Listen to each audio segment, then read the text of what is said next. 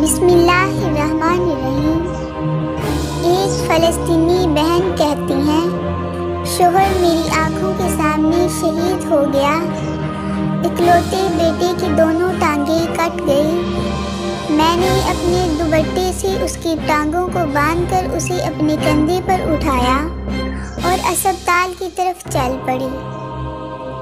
4 kilometre चलने के बाद वो भी शहीद हो गया। मैं उसे अल्लाह के हवाले करके दुपट्टा दोबारा ओढ़ कर वापस हो गई।